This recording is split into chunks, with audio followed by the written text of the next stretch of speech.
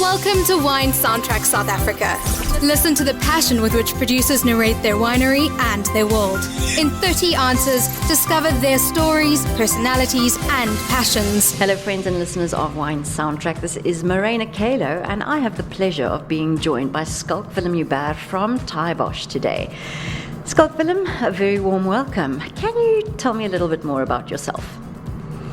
Well, I've been in the industry for about 25 years, and I had the opportunity to scout for the best possible property within the Stellenbosch region to make specifically Bordeaux blends, and I was fortunate enough to stumble upon Taaibosch, and here we are 4 years later. Okay. Your history in the wine industry here in South Africa has been a beautiful one. But tell me about Taaibosch. Where will we find Taaibosch? Where is it located? So Taaibosch, previously known as Cordoba, was purchased 5 years ago by a French family called Odo, and the brand is actually quite new. We're about 2 years old, only in our second vintage now that's on the market. We sell about 50% of our wines to the export market, mainly the US as well as the UK, and the other half is in South Africa. So local market, we are really focusing on the local market. We believe that you have to be strong in the country where you operate before you can be strong in the international market. The brand in itself, or the wine in itself, is more for consumption. So restaurants, there are about 5 shops, specialized retail shops in the Western Cape, and 7 shops in the Gauteng area that is currently selling a wine. Mm-hmm. And how many hectares of land is currently under vine here? And is there any room for expansion? What's the plan? Well, I don't know whether it's fortunate or unfortunate, but 21 hectares is our limit, so that's what we currently have planted. But 65% of our property is natural vegetation.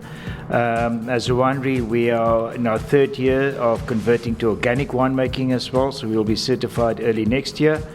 And we only produce one wine only. Mm-hmm. And how much of that wine do you produce annually? Well, we are waiting for the remainder of our vineyards to mature. Currently, we're doing 55,000 bottles. It's a blend of Cabernet Franc, Merlot, and Cabernet Sauvignon. We might be able in another 10 years' time to go to 100,000 bottles of that. Okay, so nice room for expansion from that perspective, especially in this beautiful cellar. I must say, I've been in quite a few cellars, and this has to be one of my favorites. You've got quite a number of absolutely stunning fooders that are just sitting here watching us as we speak right now, which is lovely. So, Schalk-Willem, I know you come from a family with a history in the wine industry. Do you have a memory, a first memory that really speaks to your love and passion for wine? Well, I grew up in the Little Karoo, a small town called Barrydale.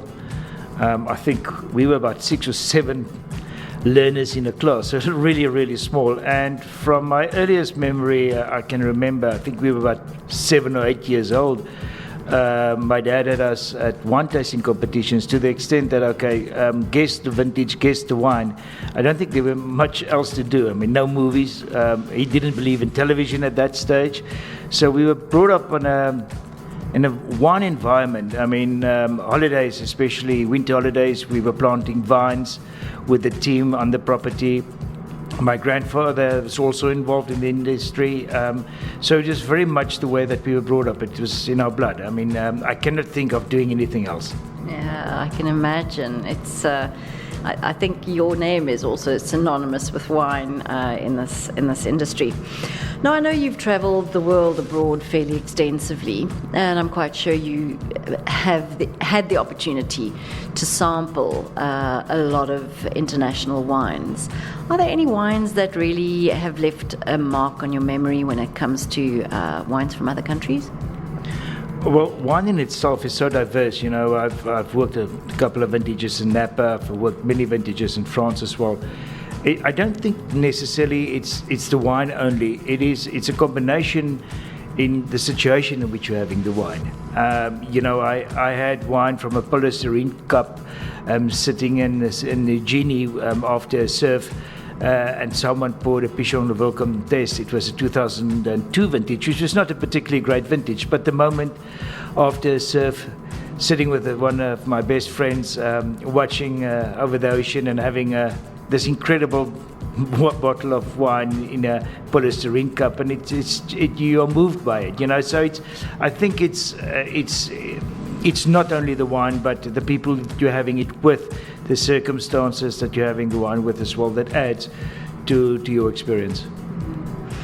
Yeah, I must agree with that. I think it really does depend on so many external factors as to the ultimate enjoyment of that wine. Amongst all populations, who would you say drinks the best when it comes to quality? That's a tricky one. I think in terms of knowing the market and having exposure to international wines, it must be the UK market in that regard. I think the UK consumer is well read, generally, tend to experiment more with different varieties, different wines of origin. For me, I would say the UK market is the most sophisticated market in that regard. They've got lots of options as well. I think that's always a catch point. So the Taaibosch Crescendo. Tell us about it. What you mentioned the blend, but what can a listener expect to taste when they taste the wine, and what will they expect to pay for it? So one of the most difficult things about making wine is to realize right from the beginning that you cannot be everything to everybody. Taaibosch has a very specific terroir. We're about 7 kilometers from the ocean. The vines are 400 meters above sea level. So very, very cool Atlantic sea breezes, resulting in a very slow, long ripening period. So the wine in itself is determined in the vineyard. Of course, the winemaker does play a role as well. The late Dame P. Bailey used to say he's never seen a horse winning the Durban July race without a jockey. So you need the jockey, with the horse being the grapes.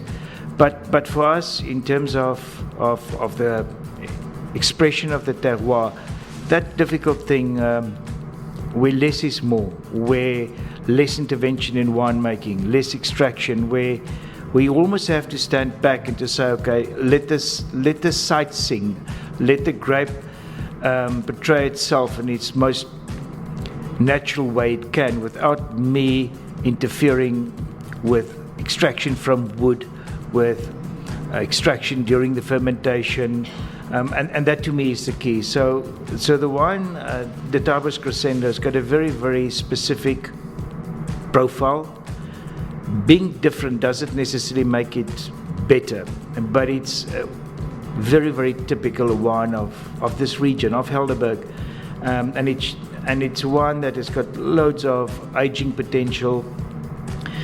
It's a wine that is persistent, has length, is elegant. So if you're looking for big, bold, strong wines, this is not it. Fair enough. And the retail price point for that locally? Locally, it's retailing for about 430 rand a bottle. Taaibosch, the Crescendo, is the only one that we produce, as I said. And then, in terms of wine critics, competition, scoring, what is your opinion? I know it's a very sensitive question, but do you have a thought? Well, any third-party endorsement is great. I mean, when you have that, it's a validation that what you're doing is appreciated. But then again, we so easily would fall in the trap where if someone gives you a negative comment or doesn't give you a great rating, that you immediately want to go back to the drawing board, and you should resist that temptation, because this is my style. This is our site. This is what we do. And I make wine because I love. I'm not really a winemaker. I'm much more of a farmer than a winemaker. But it's what we do. And if you believe that your site is correct and that you're on the right track, you should not be discouraged by having negative comments about the wine. at all. So yes, of course, it's very, very important, especially in the US market, to have that validation by third party, and especially if you're like us and you're a young brand. Yeah, for sure. I think it certainly helps when you're a young brand to get the word out, as well, as long as it's a positive word, I suppose, at the end of the day. Then you, as a consumer, what do you enjoy drinking? White, red, bubbly, anything specific? I like all wine. I like to drink beyond the wines of my valley. So if you don't know what a great wine tastes like, you'll never be able to make wine that are great. So for us, it's like being a chef and eating other countries or other chefs' food. So for me, expanding or broadening my horizons in terms of different wines, different styles, different expression of terroir, trying to figure out what the intention was with this specific wine. So it very much depends. I love Chenin Blanc. I think in terms of white wine, it's the most versatile variety there is. I love drinking great Chardonnays and Bordeaux blends. I mean, that's my love. The Cabernet Sauvignon, Merlot, Cabernet Franc. Those are the wines that I absolutely adore. Indeed, it is. I think we need to broaden our horizons, and unfortunately here in South Africa we don't get to taste a lot of international wines. They're not as readily available, but we certainly have a lot to choose from locally as it stands. So in terms of food and wine pairing, I believe you're a bit of a foodie and you kind of like to be in the kitchen. Do you tend to play around with pairing, or are you, do you have a philosophy around that, or is it a case of just enjoying the wine that's in your glass? Wine and food pairing, not at all, not to me. I think that the two, they're not mutually exclusive, but for me, a great wine would fit with almost any food. I think the wine and food pairing, even though it's important in certain circles, and I respect that, but it is slightly more than a marketing exercise for me. For me,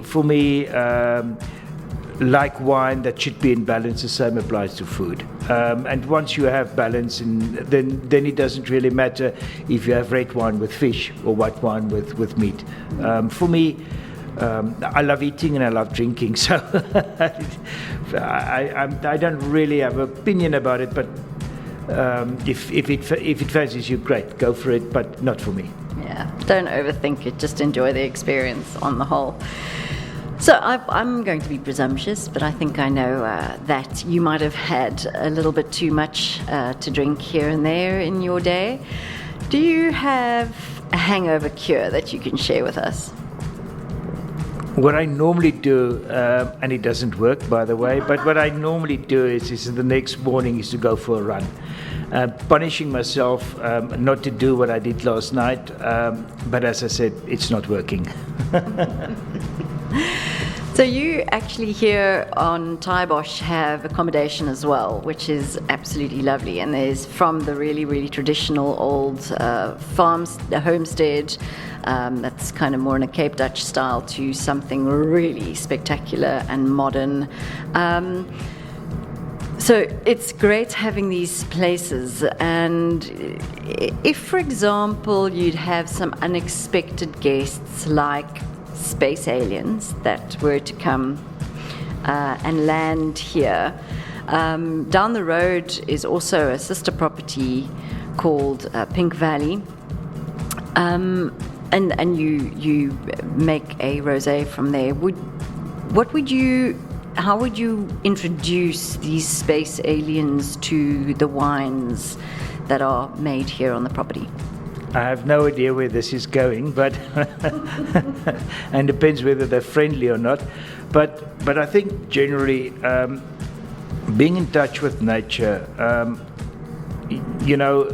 would love just to show them the view, first of all, with Table Bay in the distance, with Cape Point in the distance, and show them that what we do in the most natural way of transforming grapes into wine, how easy it is, and it's been made for thousands and thousands of years. You know, for us, it's not trying to reinvent the wheel, but to show something which is extremely natural. So we'll start with a Pink Valley Rosé up on the Lookout deck. Then I'll introduce them to Taaibosch, and then we'll have lunch afterwards, depending whether they're vegetarian or not. Who would know? Oh my word. So, have you got any good luck rituals or anything that you do with your team during harvest time that, you know, that's just part of your ethos and your philosophy as a winemaker?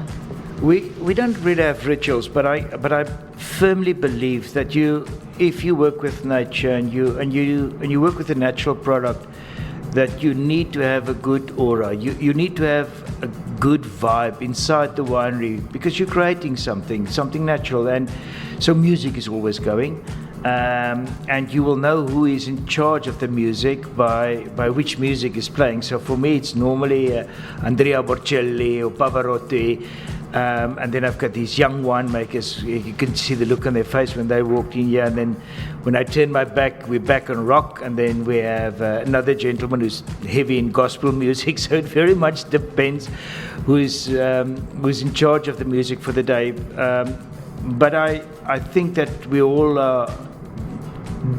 love what we are doing, and you need to have a great atmosphere when you do it. I mean, that's the nice thing about winemaking. You're outside in nature. I would say for every 1 hour that I spend in the winery, I'm 9 hours outside in the vineyard, which is incredible. You see it grow, you see it through these different stages, and then deciding the day of picking, which is nerve-wracking, because that is the day that the wine is born. I mean, and you cannot retract that. So especially a variety like Cabernet Franc, which is green, and 2 days later it's confit, it's overripe. So we don't harvest an analysis at all. We walk the vineyards, we taste the grapes, and then decide to pick. And normally, for the past 3 vintages, that tends to happen either on a Saturday or on a Sunday. But Monday, if there's a heat wave or something like that, it's going to be too late, and that will change the way the wine is in the bottle. So for us, it is being in tune with your environment more than anything else. Yeah, I think that's something that a lot of winemakers certainly seem to say. It's that being in tune and almost having a relationship with your vines to an extent. When you were little, what did you want to be? First a chef and then astronaut. But from Barrydale, neither really materialized. Well, at least you're like a little mini chef in your own home kitchen, I suppose. And when you're not in the cellar or in the vineyards, what keeps you busy? With kids out of the house, I have a lot of free time, which is incredible. So living here against the Helderberg, mountain biking is just incredible. I can play with my mountain bike for 3-4 hours and not see a soul, which is incredible. We're so close to the ocean, so I stand up with paddle boards with friends for a run, golf.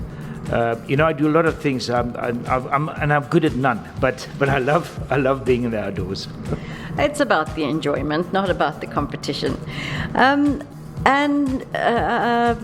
In terms of music, you mentioned Andrea Bocelli, so the classical opera singers. What other music are you into? Well, classic music and anything from the 80s. Yeah, that's always right to get a party started, that's for sure. And in terms of film, is that something that you're into? Movies? Any favorites that you could always watch over and over again? 2 comes to mind, Cinema Paradiso, as well Shawshank Redemption.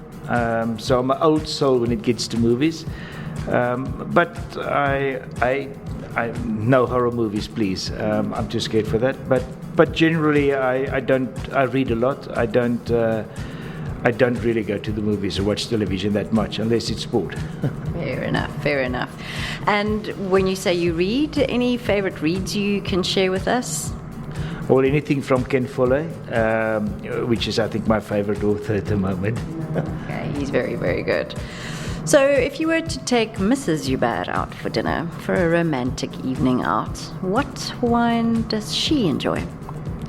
I've been married for 32 years and my wife doesn't drink wine. Yeah, it is incredible. But generally, we very seldom go out. I mean, we entertain at home. We like each other's company. So romantic evening would definitely be rather at home than going to a restaurant. Fair enough. I like that too. And then you mentioned sport on TV. Do you support any specific sports teams or individuals or anything like that? What do you tend to watch most of? Well, definitely my country first, irrespective of who they are playing. So rugby, cricket, golf, any sport. But I absolutely love watching golf. Yeah. I'm starting to try and see if I can play golf, and we'll see. I don't have the time, I don't think, but yes. So, what would you give as a sage piece of advice to someone? I'm honestly not in a position to give advice to anyone because I'm still trying to figure out myself so many things.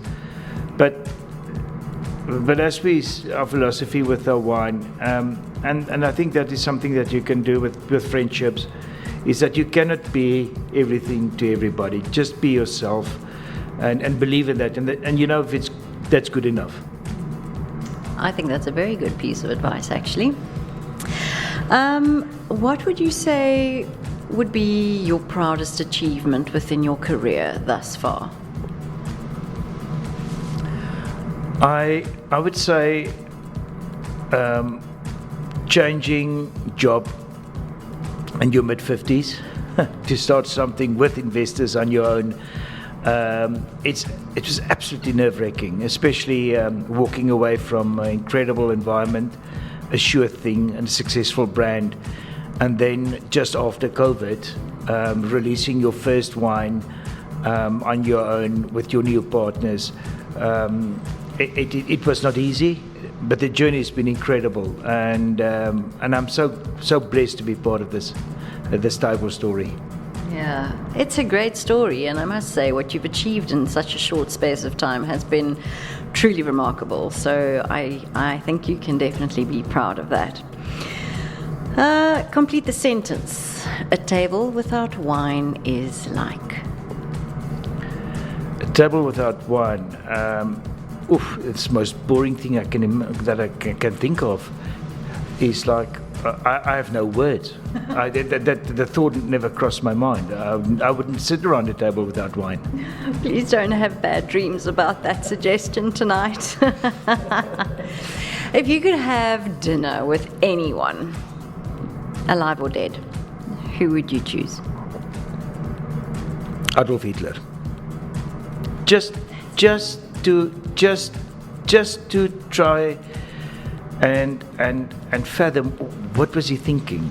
It would be so interesting to share some thoughts with someone like that. Yeah, that's making me think.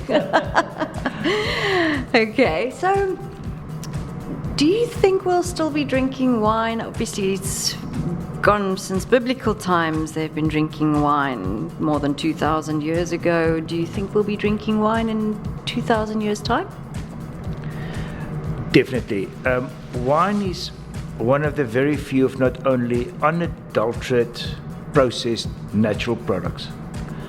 You know, it is really, really, it's been going for thousands of years. And I cannot think of any other product where there's so much variation, so many different expression from different sites, different cultivars, different countries, which is always making it interesting. And you know, wine in a bottle evolves as well. It's got a life. And what it tastes like now in another 5 years' time is different. And just to see this journey of the wine or a single bottle, it's incredible. And I think it's fascinating. It really is. I agree with you. I think it'll be around for a very long time to come yet. You've been invited by those aliens. They've had a total party. Best time ever. And they're going back to their planet. They want to take you with, and they want you to bring 3 bottles of wine along. From anywhere in the world, which bottles are you going to take back to planet Zog or whatever? Okay, so let's assume that they have plenty of my own wine, so I'm not taking my own wine with. So I will definitely take a French wine, something from Pauillac. Pichon Nouvelle Baron is one of my favorites, so I'll take 82. I'll have to take something from Rutherford, Napa, maybe BV, and then a Riesling from Germany, Rhine Riesling. I think that really speaks to an alien's palate for sure. Is there a winemaking area in the world that you'd still like to explore? Croatia. I would love to explore Croatia. Yes, I think for a Mediterranean climate country, which is in a way similar to us, but much more stony in terms of their soil composition than ours. A lot of shades. The minerality that they get some on their white wines, I would think Croatia is a country that I'd like to explore more. Yes. I'm going in May. I can't wait. So we're almost done. I'm going to finish up by playing a little game. I'm going to name 3 grape varieties, and I'd like you to pair each one with a song or a music artist or a genre or something that you feel represents that variety. So, first one, let's start with Cabernet Franc. Cabernet Franc, if it's ripe, it can be meatloaf. If it's really picked ripe and it's big and a bold style, because you have these different nuances within the grape variety. It's almost building up to a crescendo and then it takes you down again. But meatloaf and a ripe Cabernet Franc, yes. Okay. Yep, I can see how that's done. So let's go with something white. Semillon. Got me, yeah. Can be herbaceous, so I don't know. I don't know. This one, I'm going to skip this one, sorry. You can skip it, no problem. And then shall we end off with Malbec? Argentina. So there's only one song for that. Cry for me, Argentina. Good one, very good one. Schalk-Willem, thank you so much for joining us today. It was an absolute pleasure chatting to you. Please, can you just share with our listeners where they could get hold of you on social media, website, that kind of thing? We will be under Taaibosch Wines. You can just Google Taaibosch Wine, Taaibosch, and you'll find us there. And you are more than welcome to visit us anytime. Super. Thank you so much. Bye-bye. Thank you. Thanks for listening to a new episode of Wine Soundtrack South Africa. For details and updates, visit our website winesoundtrack.com.